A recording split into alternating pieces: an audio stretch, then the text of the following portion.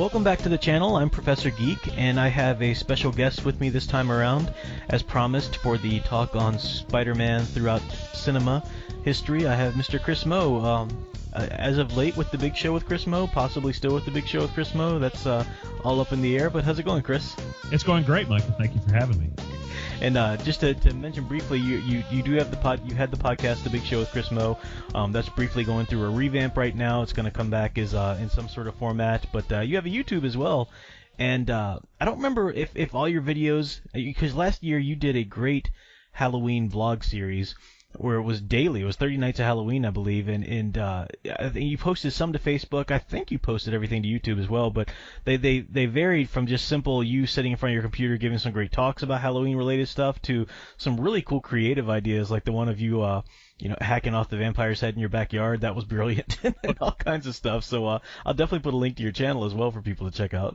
Well, thank you. I appreciate it. Yeah, I have some other videos, very few other videos on there. The bulk of it is the 31 Days of Halloween, but I do plan, as I look at the revamp of my podcast, I do plan to definitely do more with video. In fact, the last episode of The Big Show with Chris Meaux, which I just released as a podcast, I also recorded myself recording. So for people that like to look at people talking in a microphone, it's going to be very appealing, I have a feeling, but it'll be channel eventually. I have to work the editing in, and yeah, the Big Show is I'm just kind of retooling it, figuring out if I'm going to change the name and all this kind of stuff. It's just a ratings grab. I'm just trying to get more drama among my 6 listeners to see if maybe tell 4 other people about it. So that's the goal. It really is a great show, and we'll get to Spider-Man here in a second. But just for YouTube viewers, if you imagine a show like Late Night or something like that, except with geek subject matter, it really is. It's great. It makes you laugh. It makes you geek out. A lot of fun, and Chris is a great personality. So yeah, definitely check that out. I'll have links in the show notes, or in the video notes rather. So. But yeah, so Spider-Man, big news right now. I know you and I have both seen Homecoming, and we can get to that in a second. I know we both got positive thoughts on it. I probably have more positive than most, but that's okay. But it does bear looking back at the other iterations of the character on the screen, because he's been really saturated in pop culture, and even before the screen, as we talked about in previous videos on my channel about him in animation for so long, and of course the comics, but for a broader cultural reach in the animation, and now the films, he's touched each successive generation for just the last 2 or whatever. So that's been really great. So let's talk about the Raimi films. I know that first one is your favorite, I believe. Am I correct, Chris? It is.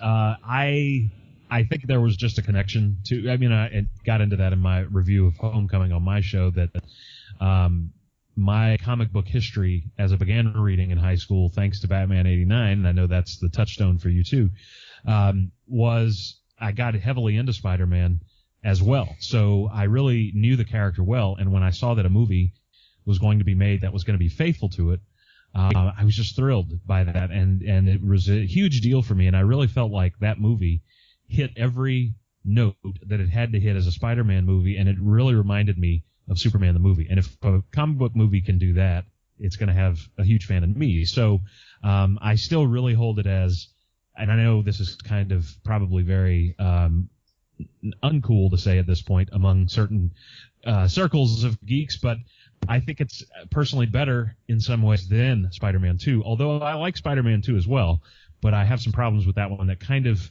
I don't know, there's something very pure about the first movie, and I feel like some things kind of we go off the rails a little bit in the second film, and we can address that later if we talk about it in more detail. Sure, yeah.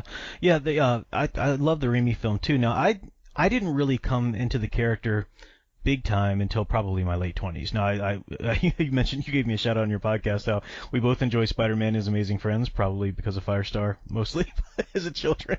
But yeah, no, so I love the character. I thought the character was fun and everything, but what's that? Oh, nothing. Yeah, I didn't really come into learning about his mythology and really following some comic book stories until probably after that first Spider-Man movie. He just was one of the characters that I got hooked into at first. So I do come to these movies I realize that. So I'm coming to these movies not as a more purist, lifelong kind of ingrained from childhood fan. So I recognize that, and that's probably going to have some differences between me and a fan like that's taste or whatever, you know. So I recognize that, but I really loved that first movie. I thought it was perfect in tone. I thought it had, like you were saying, it hit all the right notes. I thought it had the right relationships, the right tensions. Aunt May and Peter Parker, the Uncle Ben stuff was great. Mary Jane was great. Just really loved all that. Now I did have an issue or two with it. The organic webs, I understand. I think just as a film, not as a Spider-Man film, but as a film, it actually kind of worked because you're dealing with this character. Spider-Man coming to terms with his power is a picture of any person growing up and coming to terms with the changes in your own body, you know, and not to get too graphic or anything, but I mean having those webs be something organically coming out of him is that's a powerful tie-in to that theme. It does, right. But then it negates his scientific ability and his his prowess at to create all that kind of stuff. So there's the problem there, but at least it didn't feel like a gratuitous change. So there was at least that. I mean, how did you feel about that? As a guy who grew up reading during the 90s with David Michelini and then eventually Todd McFarlane on art and Eric Larson, I love the web shooters, and I'd seen so many, and I'd gone back and read the Stan Lee and Ditko stuff and the other stuff there, Romita, and you always had those dramatic instances where he had something damage the web shooter or he ran out of web fluid, and we lost that with this.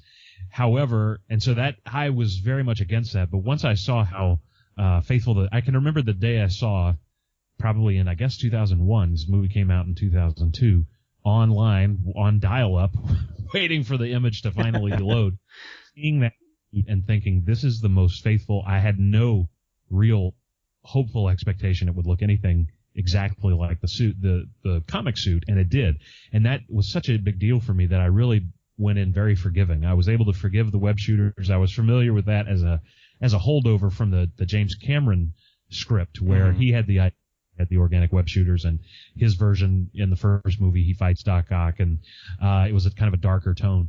And it did bother me, especially because it doesn't show us Peter Parker as much as a genius. We're kind of, again, I find that all of these movies to some extent tell us he is without showing us quite as much as I'd like. And so it's what I call the Batman Begins syndrome, which I talked about in my show, that, in Batman Begins, Bruce Wayne's just anybody, oh, look, Dad had all this stuff in the basement and I can be a vigilante now. So if he gets bitten by the spider and it gives him webs, well, then he doesn't have to really make them. At the same time, I understood the shorthand, aspect of it, in that we don't have enough time. That was what Raimi said. We don't really have enough time to get into the idea that this kid can build something that 3M can't. And get that for the moviegoer. I think that's a little too realistic when you're talking about a comic book movie because it's fantasy. Yeah. But I would forgive that. The uniform for Green Goblin, that whole look, yikes. As much as I love that movie, I have trouble watching it because that is so off. It's just can't believe that it looks like it would have been some kind of production sketch, and that it never would have been. And if you online, you can actually find the original mask made. That was an animated mask that Willem Dafoe was going to wear, and it is very faithful, very creepy, and that would have been much better. So those are really the webs, and that are my two sticking points with that movie. But otherwise, I think it's right on the money. Yeah, I agree on those two sticking points. The one thing that first of all, William Dafoe's Green Goblin, despite his look, I thought his performance was great, and I liked the way they handled him, with that dual identity kind of emerging in his darkness and everything. That was really cool in a good Spider-Man film, where you've got Spider-Man dealing with, okay, I've been a boy, Peter Parker, a powerless weakling, now I'm this overnight, powerhouse of Spider-Man. How do I reconcile these two? And then you've got that mirrored in and I always say Harry Osborn, but it's not Harry. It's what's it? Norman is his father, right? I get that mixed up. So anyway, yeah, it mirrored in the villain, with that Green Goblin persona, coming out of him and stuff like that. That was kind of cool. Now, the one thing that I had an issue with towards the end, I've actually never talked to you about this. I want to see if you have the same issue or if it's just not even remotely a problem with you. But in that final battle with Green Goblin, I kind of felt like, in the good Spider-Man stories I've come to know, Spider-Man is a boy and he's fighting these adult villains, so it's got to be a huge challenge, and he's really in out of his depth to a certain point in the conflict. But in the end, I always felt like he should overcome, not by luck and not just by purity, but really by his own ingenuity, by his grit, by his own determination and willpower. He should be able to overcome these adult heroes. Those are the great comic stories. And I kind of felt at the end of that conflict with Green Goblin, he was just sort of barely holding his own. And then at the end, it's not even him that really, not that he would have killed Green Goblin or anything, but he just kind of, happens to jump over the glider with his Spidey sense, and, that's what really, does Green Goblin in. And it didn't feel like a satisfying, heroic defeat for me quite. Did you share that, or is that not a problem with you? I never really thought of it, but, now that you say it, I can see how he really did. I loved, in fact, it was on the other day, and I was watching that scene, and I just love how brutal it is, because it really puts a point on, it's not just these two colorful characters fighting, and as we might see in a maybe a not very well done animated series, but there's stakes, and his suit's tearing, and he's in pain, and Tobey Maguire lets out that kind of scream when the pumpkin bomb explodes near him. Mm-hmm. I really liked seeing him get his butt handed to him, but at the same time, I agree. Now that you say that, yeah, it was kind of. Sometimes you get that feeling, and certainly this is still an early superhero film relative to what we've come to expect. Yeah. In that, I wrote themselves into a corner to the point where, look at Batman '89. Well, okay, so we're on the top of this cathedral. It'll be kind of anticlimactic if Batman just puts the Joker in handcuffs. Yeah. So that happened, and of course shouldn't have happened. Him killing the Joker, but. I think they wrote themselves into certain corners narratively, and they kind of just wanted to rush to the next beat, and wrap it up. And I do feel it's rushed. He does come back, so he's been really viciously beaten. Then he starts to make a comeback, and I think that would have been the place where he could have had a KO and knocked out the Green Goblin. Yeah. So Norman in the comics has always been very tough for him because he's extremely powerful. The Goblin formula has always made him this. He's unhinged mentally, and then physically he's extremely powerful. So that fight felt really authentic for me, because he really should bring him within an inch of his life. But Peter almost always has been able to come back and, hold his own. Yeah, there definitely should have been more of a, I just kind of got out of this by the skin of my teeth. And then if you're going to do that, you need to have some ramifications. But they really don't. Just kind of rush right on to, oh, hey, I'm bringing you the body of your father, Yeah. Yeah, and I don't think it doesn't kill the movie for me by any means. It's still, I still think it's a great movie, and I recommend it to anyone. Some of the great scenes, I think, thinking back, I love the first portion. Well, maybe not even the first portion, but the period of the film where he's really coming to terms with his own power. That's such a classic scene when he's getting punched in the locker hallway there, and he's realizing how his Spidey sense works, and he's just like dodging it, and then even though it's the organic web, learning how to use it and trying to swing across the city. That's just that utterly captures the fun of what having superpowers should be, and so that was a great touch to that film as well, I thought. Absolutely. There's a lot of that's measured in the movie. There are senses of fun at the beginning, and then it really does become, and this is something that I've seen in the debates online about Spider-Man Homecoming, is it really does become not angsty, but Peter Parker's a teenager in most adaptations, so even in the Raimi film where he's an older teenager about to get out of high school, there is drama there, and so you have that sense of fun at the beginning. But then once he realizes what his powers, and of course that's what great power and great responsibility comes from, once he realizes that, then everything else really becomes very heavy. And so I enjoy that they gave us that fun, and then that's pretty much the end. You're not going to see a whole lot of Spidey having fun, because now he's got to deal with all of this other stuff that's going on as Spider-Man. So that scene, I really do. I think that's one of the scenes you need. I think that's right out of Superman the movie, where right after he saves Lois, he flies around the city and kind of revels in his powers. Yeah, absolutely. Definitely. Yeah, and you can stop me if you want to say anything more about that first one, but maybe that's a good segue then to the second. Now I know the second is, as you were saying, most people usually laud that one as the greatest among the two. I'm with you. I think the first one's even better. But the second one was great too. I agree with the issues you had, but Well, let's talk about the second one. What was what's the issue for you on that one? Well, first of all, I thought that there is a difficulty with Peter Parker that I have not really ever seen until probably the last 8 or so years on message boards, because Dan Slott, who is the current Spider-Man writer, he seems to not. He's kind of like the David Goyer of Marvel Comics, and he can really write some bad stuff, and they don't fire him. They keep letting him work. He stays around, and he has been writing Spider-Man, and I haven't read a regular Spider-Man issue in many, many years, a current issue. So I've kept up with what's going on, though. You had Superior Spider-Man, where Doc Ock took over Peter Parker's body. Interesting. But this idea that I've seen a lot of fans talk about is there is a limit to what's called the Parker look. And that's something Dan Slott has always pushed. Well, the Parker look has to be there, meaning you can never really give Peter Parker happiness. And on a dramatic level, obviously, because then we don't have fiction anymore. I mean, the stories, there's complete happiness. At the same time, there is, I think, a real fine line between dramatic struggle and conflict, then torturing your character to the point where you're watching it and you're going, okay, how am I supposed to really feel about this? It's almost sadism. And my problem with a lot of people in the era that I grew up reading Spider-Man, some of these older fans said, this is ridiculous. I don't want to read this anymore because now he's Peter Parker. He's supposed to be poor and can't fall in love, but now he's married to a supermodel and, he's working as a grad student. Well, to me, I saw that as the progression of the character, and I saw it as it was kind of geek makes good, and I really like that. But there are fans that want Peter Parker to stay perpetually living with Aunt May, perpetually working at the Daily Bugle, and always having bad luck. So he might have one good day, but the next day something horrible will happen.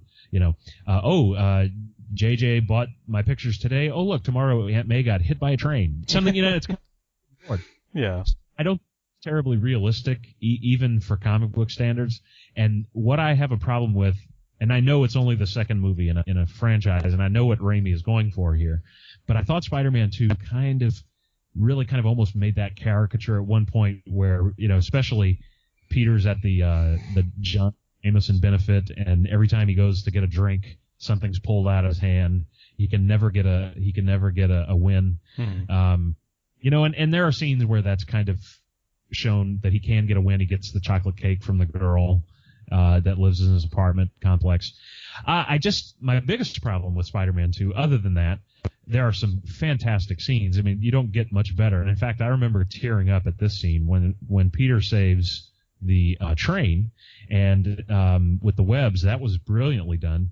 And then when he's carried by everybody from the edge of the train before falling, and they take his mask off and realize he's just a kid, and they're all very thankful, and the kids say, "We'll keep your secret, Spider-Man." I mean, that's just I think that goes down as one of the great superhero scenes. Absolutely, absolutely, and will always. I think it'll be right up there because it is just magical. And it makes me kind of feel chills thinking about it because it was so well done. What I disliked, I guess, was the idea that Dr. Octopus, who had never been a sympathetic villain to me, and I'm not saying that couldn't be one, but I just kind of felt that rang false. This idea that, okay, well, he's really not bad. It's just that his wife's killed in this accident, and then the arms kind of made him bad, and so now he wants to destroy the city. Or I just thought it was a little too broad. I would have liked it better had something been done with Otto Octavius to be kind of a reflection of Peter Parker. Here's a nerd genius who didn't have the benefit of good parents. How did he turn evil? Or even the guy in the comics was just really just a jerk. I mean, he was very, self-assured. I'm the greatest there is, and no one else can match my genius. And now he has powers. So that's good. And to me, I guess the idea was, well, we have to add some depth. But I kind of felt it went a little too far in that regard. But overall, I mean, I watched that second movie, and that is the only thing that really sticks for me. So I certainly don't think it's bad by any means, but I definitely think that those are problems for me. Yeah, no, definitely. Yeah, I agree. And I've heard people they scream about the movies being wonderful. Oh, getting that echo. Hang on a second. Okay, there it goes.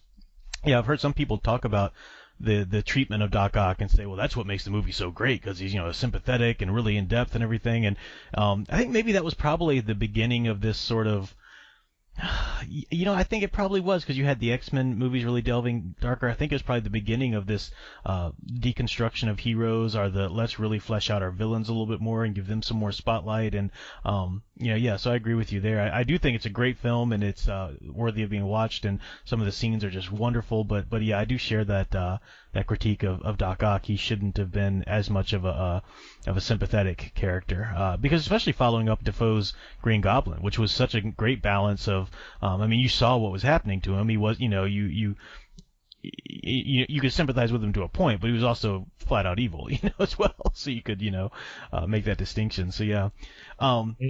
If you wanted a sympathetic villain in the second movie, he was already there, and that would have been Kurt Connors. Probably one of the sympathetic villains in the Spider-Man universe because he didn't ask for this, and he doesn't really want to be evil. He's trying to cure himself. I thought the Spectacular Spider-Man animated series handled him beautifully. Yeah. I don't think that the Amazing Spider-Man did a great job with him, but that I felt was the way they probably should have gone. Instead, they went with Doc Ock. Yeah. Probably visual. They thought maybe we can do more with him, but it just didn't work. Yeah. No, great point. So the third one, we can probably just kind of skip that, right? I mean, it's generally agreed upon that there were some wonderful ingredients, but the recipe got mishmashed into a load of slop, right? Right. Yeah, and it's kind of a shame. I would have liked to have seen maybe Raimi take 2 films for that, and see what he could have done or whatever. But alas. So moving on to the Mark Webb films, the I'm blanking on the star's name, Andrew Garfield films. It took me a while to see these because at first I felt like it was an overreaction to Part 3. I didn't think total full-on dark reboot was necessarily called for, but when it became clear that this was it and this was your Spider-Man now or whatever, I of course gave it a shot. And you and I have talked briefly, and we both agree. I think that Garfield inhabits that trickster nature of Spider-Man a bit better, or at least shows it forth a bit better. Whereas Tobey Maguire was the better Peter Parker, the better nerd, the better, more realistic Peter Parker, and Andrew Garfield was basically an Abercrombie and Fitch model walking around as Peter Parker, which just did not sell, But as Spider-Man, he seemed to have that banter and that feel for the for the villains taunting them and stuff like that better. Is that correct? Absolutely, yeah. He really. It's a shame that they weren't 2 people mixed together in one. If we could take Maguire and Garfield and make this combination, we'd have maybe the perfect. Which I think we have now with Tom Holland, but that'll be later. Yeah. Let's see. What's one big difference, I think? Well, first of all, let's talk about anything else good about the Mark Webb films. I know you like the suit in the second one, right? Yeah. Well, first of all, in the Amazing Spider-Man, I really think, first of all, the Lizard as one of the first villains that Spider-Man fought way back in the beginning, great character. So I thought they kind of did okay with that.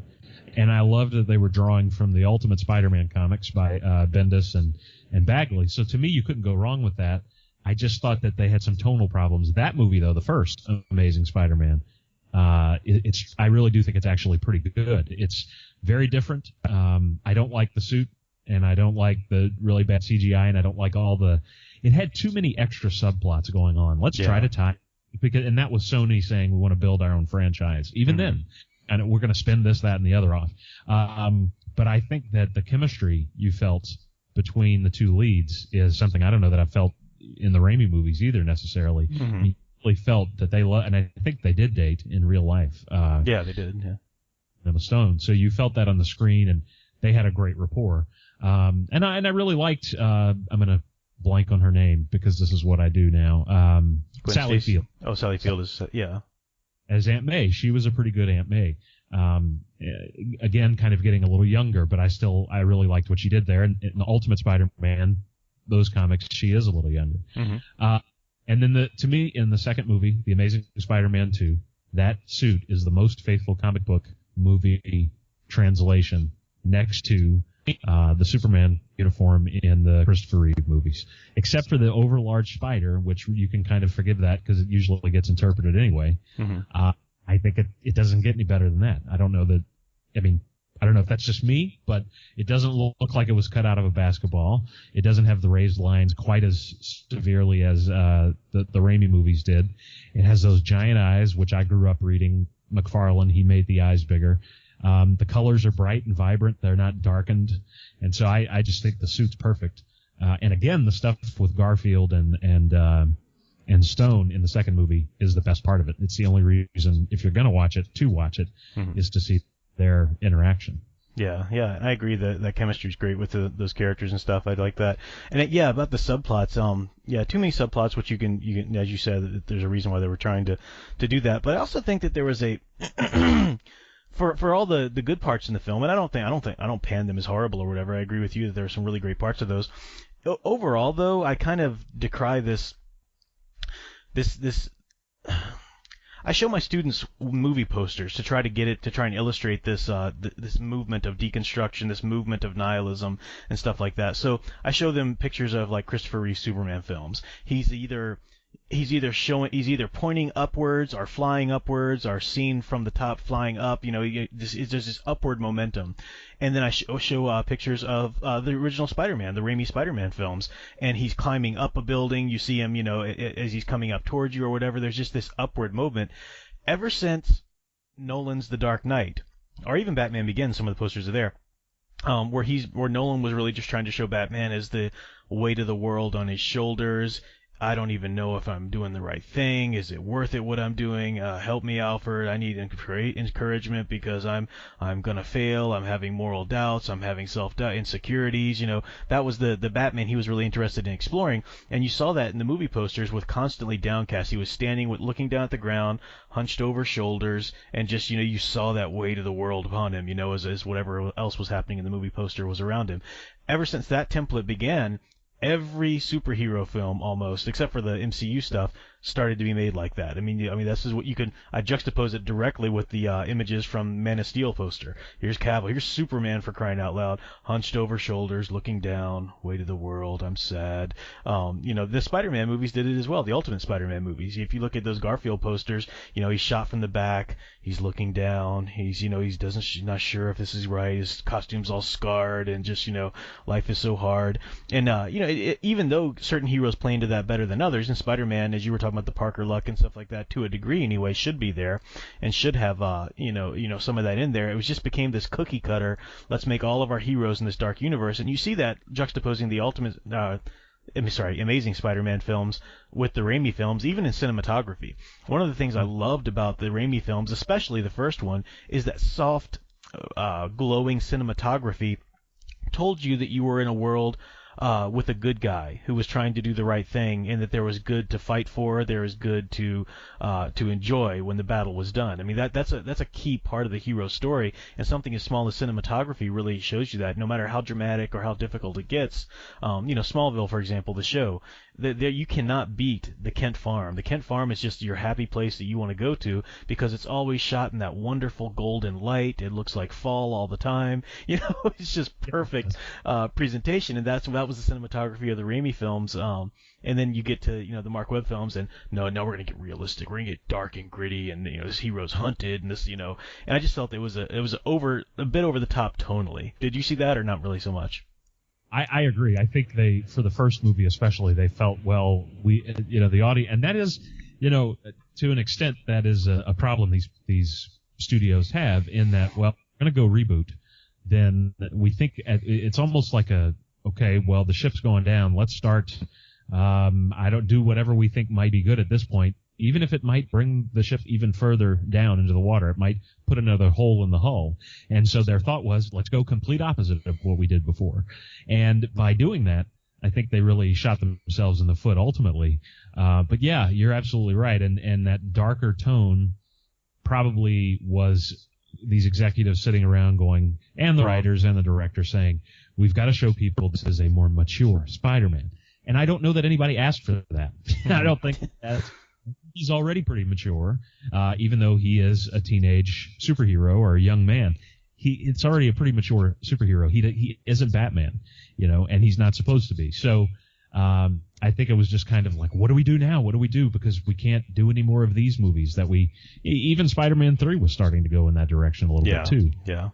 And there's nothing wrong with exploring the dark stuff, and I didn't find that to be a bad thing, the black costume. It was just how it was handled. Yeah.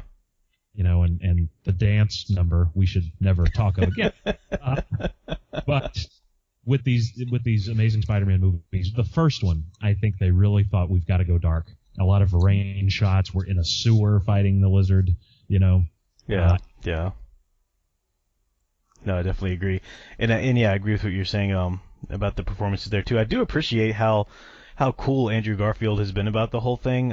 Even once it was firmly taken away from him and they were rebooting it with with a Marvel actor and stuff like that. He's I just in the public light, I appreciate how he's never been bitter, never kind of bad talked either Sony, which should be very easy to bad talk, or anybody in the films. He's never really antagonized fans who didn't like or did like. I appreciate how he's handled himself and even kind of allowed his own career to move on after that. So I hope he comes back in some degree or another. Maybe he can show up as a cameo or a small part or whatever in a future Spider-Man film. That'd be fun. I just kind of kudos out to him as an actor and the way he handled everything professionally.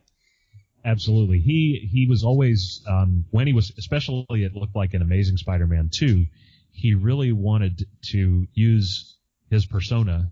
He took it very seriously. So he would put the suit on and he would have the kids would come on the set and he would take pictures with them in their Spider-Man suits. Mm-hmm. He took very seriously the role of Spider-Man to kids who believed that, hey, this is really Spider-Man. And I thought that was just a really neat thing for him to see. And he just seems like a very genuinely warm guy. He is it Hacksaw Ridge, I believe? Yeah. Seems like a really interesting, and it's a real story, true story, very superheroic kind of premise there. Here's somebody that doesn't want to take up arms during war. They want to, heal. And so, I would love, somebody actually suggested on a message board the other day that he could be Uncle Ben in these new movies. He would be closer to age to Marissa Tomei, although no, I don't think he's that old. Yeah. He's 42, and I'm sure she's maybe in her mid-50s. But, there could be a role for him down the line somewhere. Oh, yeah. Definitely. Well, that brings us then to Spider-Man Homecoming. Now, I don't know, you might be talked out about it because you just gave a great review on that last episode of the Big Show. And as I was telling you before we started recording here, I actually just recorded a review of it myself last night, and I was putting the video together. I haven't posted it or anything, but as I'm putting the video together and everything, I realized, man, I forgot to mention that. So we'll spend as much time on this or as little time on this as you want or whatever. I don't want to keep you too long, but it might be fun to talk about Spider-Man Homecoming in light of the discussion we've had now of his history in these other films.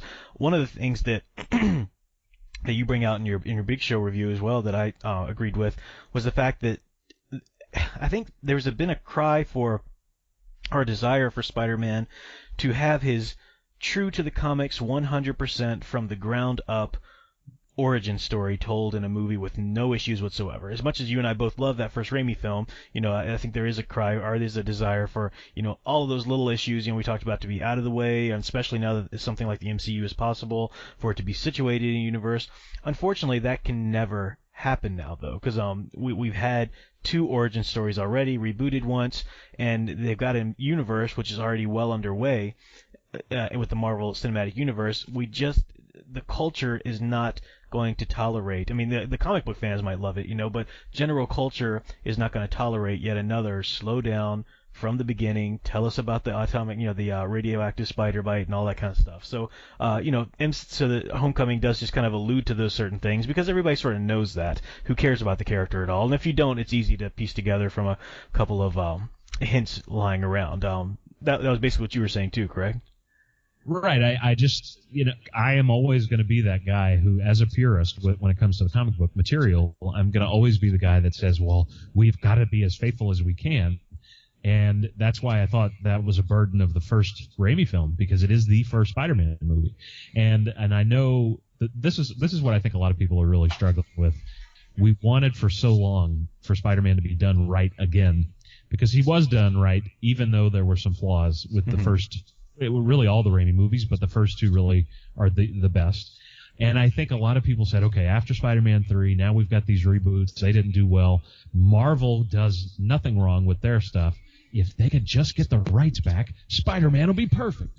The thing that we all missed, and I realized this as I was watching this movie, or really right before it started, I'd been reading articles and it just kind of hit me that this can't be that anymore. And there are people saying, well, I don't want to see too much Iron Man, and I don't want to see a tech suit, and I don't want to see Peter Parker not in a lab, maybe in his basement, making web fluid and tracers. Well, I'm sorry, that has been seen in movies already. 5 other movies, even though you want them to be this version in the Marvel Cinematic Universe, that's not possible anymore, because probably very much, I would imagine both Marvel Studios, Disney, and Sony want something new. They don't want anything that reminds, and that's just the nature of the business. It's cyclical. We don't want to remind people of the last take we had on this character. Even if it's done well, we wouldn't want to remind people. So the idea that this was ever going to be a movie where, oh, hey, here's Peter Parker, and nothing's going to be involved with the Avengers or Tony Stark, especially considering Civil War, that was just never going to happen. So if you're going in with that expectation, I think you'll be very disappointed. And as I said in my review, had this been the very first Spider-Man movie ever, there had never been a live-action movie, and this was it, I would have some very serious problems. I would be scratching my head. But if it was, there's no way this would have been the first movie either, because this is a movie that had to take into account 5 other movies, and like you said, one is a reboot, and all of these other Marvel Cinematic Universes. So it really is, it's a new Spider-Man, and yet what works about it so brilliantly is that, as you and I have talked about on my show and on Superman Lives, the unities of the character, who Peter Parker is and what he is not compromised. Exactly, so, even if I change the suit a little bit, and I think the suit design is great, I just don't like that, I don't think he should have a Iron Man-esque suit. Now that's to me a minor quibble to some extent. But the fact that the suit has changed, the fact that a lot of his supporting cast has been kind of purposed, and Flash Thompson doesn't look like Flash Thompson, that's okay, because the beats are still there, and I think the story is still there, and so that's just something I think people need to understand going in. You need to not lower your expectations, but be aware of the past that this character is bringing. Plus, how many animated series have there been now? 4 since the first movie. So there's been plenty of iterations out there. Yeah, and I have probably the most positive reaction to the film that I at least in my circles I move in. I know you and I both enjoyed it. But I actually really do place it in my top 5 of superhero films, and that's a big statement. I don't make it lightly, and I don't expect everybody to agree with that. But one of the reasons is the artistic nature of the film itself. So the changes that it had to bring to the character because of everything we've been talking about, especially the MCU at this point, the Sokovia Accords have already taken place. So you've got, they can't push certain things too much because Spider-Man would really be a criminal. He's not signed necessarily, that's kind of a gray area from Civil War. But linking him to Tony Stark in the film is one way to get around that. But all those little changes they had to make, they actually didn't, none of them were gratuitous. They made them serve a greater theme in the film. So we know that Spider-Man stories are always supposed to be about that, with great power comes great responsibility kind of idea, and in the coming of age, when he's young like that, and balancing adult power and adult, responsibility and abilities with, adolescent changes and adolescent developments and anxieties and stuff like that. So that's all kind of there. That needs to be there. I thought this film did a great job of going beyond that to some specifics about identity, specifically identity, and there are themes of you decide who you are, not factors around you. And this played out in a bunch of different ways. One of the ways, just from a wide scope, is the diversity of the cast, the ethnic diversity, which people were saying, that's great. It's provides more of a realistic representation of an urban, school system, and all that's true. But I'm one of those people who, when people say, "Oh, this is more diverse," I cringe a little bit because it usually means something was shoehorned into the story to make it diverse, and that I didn't feel like that was the case here at all with some of the cross-racial casting or whatever, or even with not even the racial stuff. But you mentioned Flash Thompson. He's no longer a football star here. He's on the academic decathlon with them, but he's still at the core of his character, big freaking bully. You just want to get punched, in every way. So none of these changes alter the core of the characters. But so playing with Aunt May is called the old Italian lady many times, but she doesn't play into that stereotype. She's not going around talking about making her lasagna all the time, or this and that. She doesn't play into an Aunt May stereotype, even if you want to kind of look at that culturally. She subverts that, being younger and being, and they brought light to that in the Civil War when Iron Man's saying, "You do not look like somebody's aunt," and so they're subverting those expectations. So yeah, the identities, the cultures, the names as well. So I don't want to give away too much. I won't try and give away spoilers, but there are twists with the MJ thing. There are twists with even family names. When you watch the film and realize that so and so is related to so and so, oh my gosh, I didn't see that coming, because their family names are even different. Which you can imagine how that would be. But there's this push that.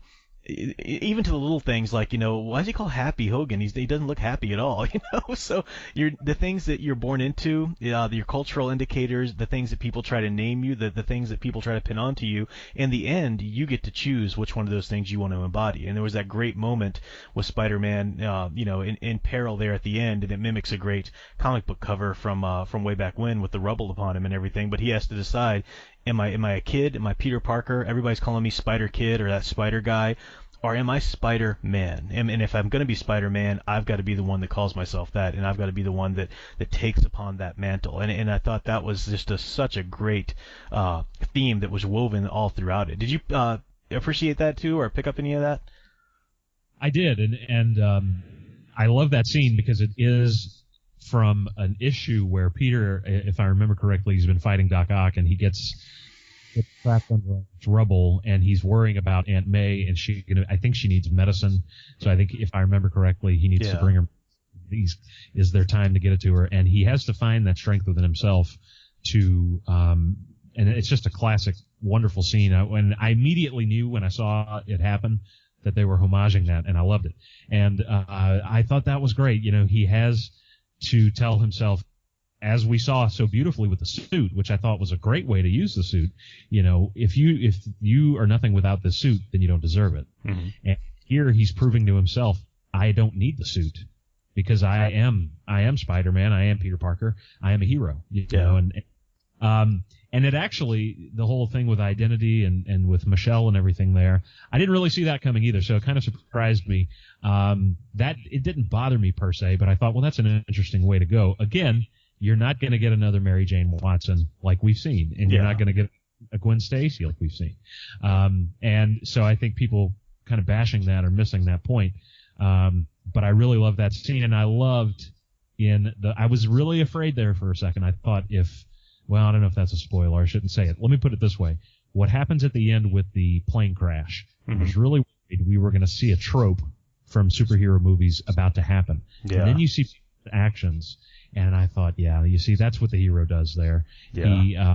He did the right thing there, and they brilliantly are going to seed that into future movies. Yeah.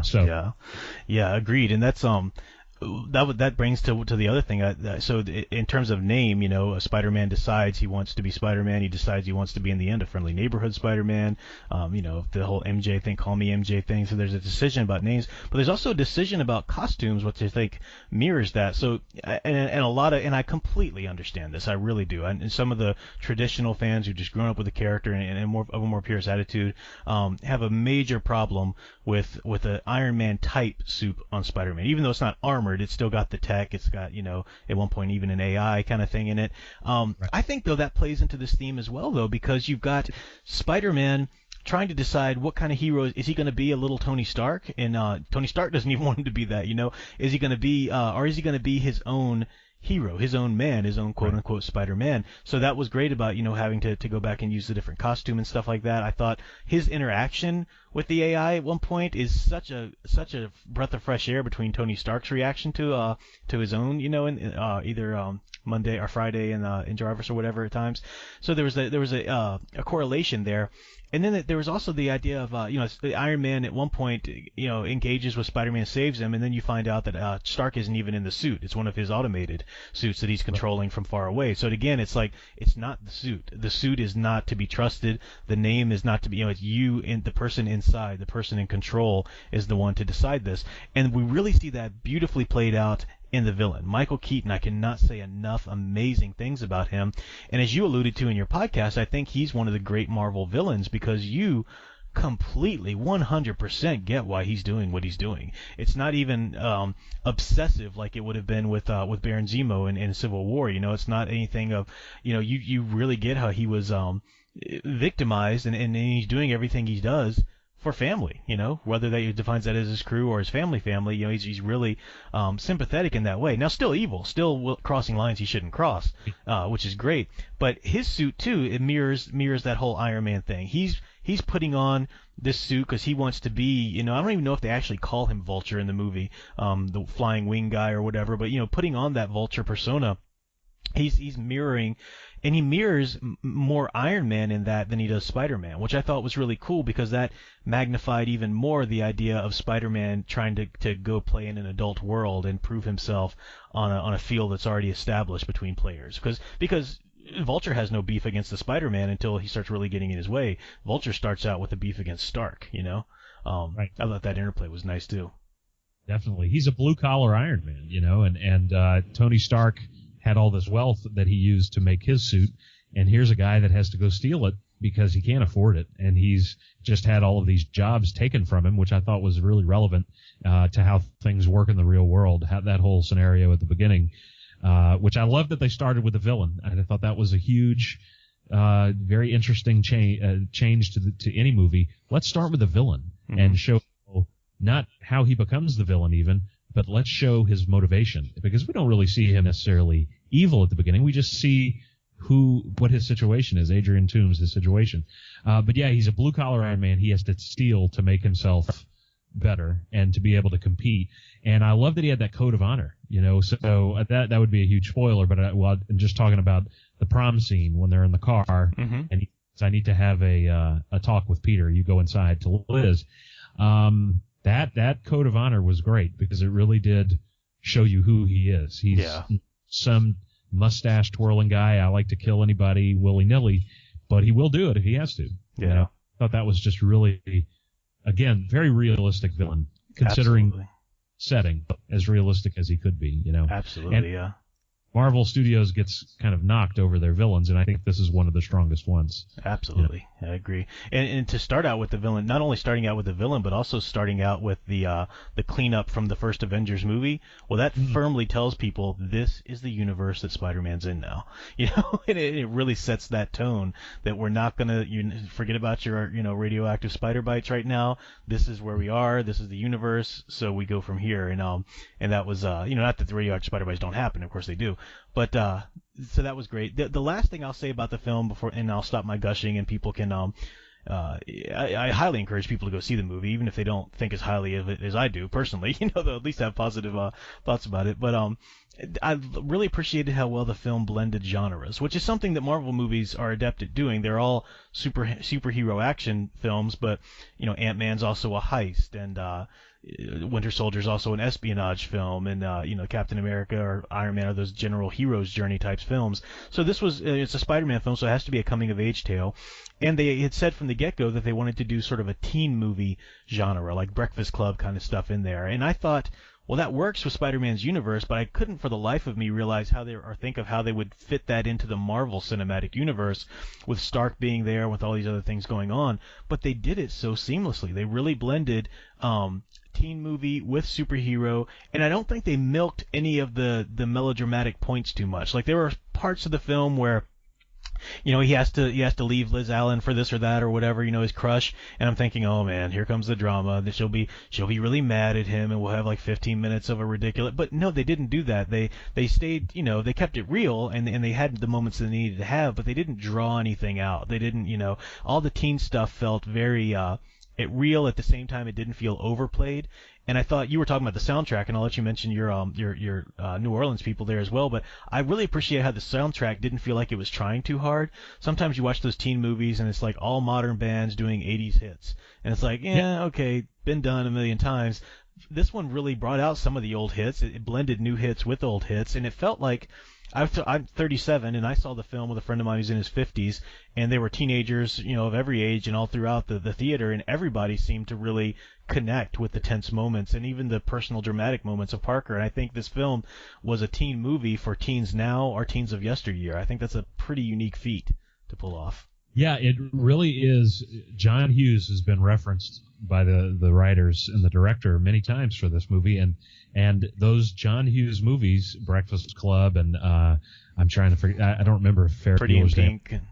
Pink. Those work now, whether you were a teenager when you saw them or you're a teenager now. Yeah. And there's something, because that's pretty much a universal experience, being a teen, and if you can capture that authentically, not like you would see maybe in a CW show, but not to knock any in particular. I'm just it's probably a bad example, but here you really these are real people. They seem like real teens, and these are experiences everybody's gone through. You will find yourself in this movie, and that really Spider-Man should be that, because he is. Everybody always says we have to make this character relatable so people can enjoy it. Well, Spider-Man's a character that's already that way, and not every character should be relatable necessarily, but that's why he was designed the way he was. Stan Lee wanted to take the guy who was usually the sidekick that kids were relating with more. It's interesting. Kids didn't really want to be at first. That was the thought. Well, kids don't want to be Batman. They'll want to be Robin, and kind of wanted to be Robin, but they wanted to really be the main superhero too. So what does Stan Lee do? He combines them in two. He takes the teen hero and he makes him. He's not a sidekick. He is not going to become somebody else. He's his own man. And I think that relatability is all over this movie and why it works. And the soundtrack, you've got the Ramones, which I'm not a huge fan, but I'm familiar with them. They're punk. You've got, I think there's some Rolling Stones in there. You've got Galactic, which is a jazz funk band from New Orleans. And they've got one of their songs in here, which is really great. And even the Giacchino score, which, to be fair, I really don't even remember the music from Rogue One. That was one of his weaker scores. I remember it here, and it was very catchy. There was a great energy to it. It felt very young. That Spider-Man animated series theme rehashed was perfect. Yeah, yes, it was awesome. I am kind of bummed that what didn't become his main theme. The orchestral version should just be his theme, but could be, who knows why it isn't. They want to do something different maybe, but the only problems that I have with this movie is that at the end, well, that's a spoiler, I can't say that. I would have liked to have seen maybe less of the suit, but that's the purist in me who remembers Peter Parker. One of the problems he had was he just had his suit ruined when a building fell on him, and he's got to sew a new one before he goes take pictures for the Daily Bugle. So, but that's, again, we've seen that. So you kind of always have to remind yourself, okay, this can't be that. And you really have to appreciate it for what it is. And what it is, like you said, I would definitely consider it a masterpiece. And it's, if not in my top 5, I haven't actually thought what are my top 5 superhero movies, so I can't say. It will definitely be in the top 5 to 10 for sure. It really captures the spirit of a character in a way very few of these movies have done. Now, most movies that have captured the spirit have been Marvel Cinematic Universe movies. So those fans saying, well, we wanted this and this is what we thought it was going to be, well, it is exactly what you wanted it to be. I mean, this is the heart of Peter Parker and Spider-Man. It's just that the body around that heart has had change for many reasons. Yeah, absolutely. I'm sorry, did you cut off or were you still saying something? Oh, no. I'm still here. Yeah. All right. I just want to make sure you weren't. Yeah. No, that's very well said, and I think that's a great note to end it out on. Absolutely. I do. There's so much more I want to say about the film, but I think I'm gonna have to go see it another time or two because I want to call attention in another video to some specific visuals, some of the ways that John Watts plays with sound, just to give some very specific kind of craft-wise things I think he's doing as a filmmaker, which is really cool. But yeah, so even if you think we're being a little hyperbolic, you'll still at least enjoy the film. Now again, like Chris is saying, and Chris is being very, I've heard some purist fans who are nowhere near as gracious as Chris is being here, as we've been talking about. But I can't handle seeing a movie if Spider-Man doesn't use his Spidey sense at every corner or whatever. I don't know. But so yeah, if you're going expecting all of your purist desires to be assuaged, then that's not going to happen because of all the things we've already said. But if you go in just wanting to enjoy a Spider-Man movie, even if you don't think as highly of it as we do, you're going to enjoy it. Absolutely. There's no way not to. I just have to say two things. One, my favorite scene in the whole movie, and I have to see it again to really make this statement, but what stood out to me after, because I left, as I do with every Marvel movie, feeling very bubbly and adventurous, and remembered it was pouring down as I got out of the theater, so I had to run through it, and I couldn't help but remember that wonderful sequence. It was a nice twist on the hero's first night, where here's Peter Parker running around doing all these things, trying to find trouble where there isn't any. And that's a brilliant scene. He webs the guy to the car, and in his car, he helps the old lady. She gives him a churro. People ask him to do flips, and he does. I thought that was such a human moment, and that to me was just right out of the comics. That was beautiful. Absolutely. And, go ahead. It was just that's the spirit right there. That's what you want to see that you've never seen. Yeah. Maybe Garfield. Yeah, and it was so cool because it was juxtaposed against the previous scenes, which was him in school, bored, picked on a little bit, so not comfortable, and then when he finally kicks his clothes off and puts that Spider-Man suit, he gets to the top of the building, he says, yes, or something like, finally, and it's just like, every teen can relate to that, getting out of where you've been having to be forced to be, told to do what to do, and then you finally get that moment after school or whatever where you are who you want to be. That's just brilliant, right. Brilliant. Yeah. The only negative I would tell people about this, and I didn't mention it last night, there's one thing that hurt this movie that is certainly not Marvel Studios' fault or it's everybody's fault. I saw too many of the great scenes in this movie in trailers, and that pleased my because I watched them. But at the same time, every TV spot hits some of these great moments that I wish I could have not seen, so that I was for the first time. So there were moments when I'm watching this and I'm going, oh, this is going to be that scene from the trailer. Yeah, and you don't want. Yeah. So if you've not seen any of the trailers, don't watch them now. Go see the movie. Yeah. Please. Yeah, absolutely. There's still surprises. I was surprised at how much I still didn't know, but you're absolutely right. People are just going way out of control with these trailers and stuff. I think that was probably Midnight Edge did a great video on that, probably being a Sony mandate or whatever because of the way they tend to cut trailers. But yeah, good point. So, all right. Well, any other closing thoughts about this or any of the other Spider-Man films? Or no, I will say. I mean, I don't want to tread. I'd say a lot more, but there are spoilers. I just did think that I would have liked one more thing that I would have liked, and again, not as a purist, but we could have had at least one mention of a certain character who's integral to Spider-Man's origin and who and what he is. And oh yeah, you mentioned that in your podcast. Yeah. He wasn't even mentioned by name, and I thought, I don't know. So I understand there's also probably this hesitance to even do that, but I thought one line of dialogue would not have been bad. Just to establish that he did exist in this universe, at least, yeah. Right. Because I don't know that was. I mean, it was established. Maybe that's why they didn't, because it was established in Civil War. He said when you can do what we can do, but you don't, and someone gets hurt. Yeah. But even it's very vague. It never mentioned what happened and who it happened to. So yeah, agreed. Yeah, definitely. Cool. Yeah, great. So thanks for joining me, Chris. And like I said, look forward to more videos like this, reviews, and then I'll also try and put up a more in-depth analysis of visual shots and whatnot eventually. Check out Chris's channel, and the links to his podcast are there as well. All of his last couple years of podcasting, the Big Sheaux with Chris Meaux, they're hilarious episodes. I guest on a few of them here and there, and a lot of fun. So please do go check that out.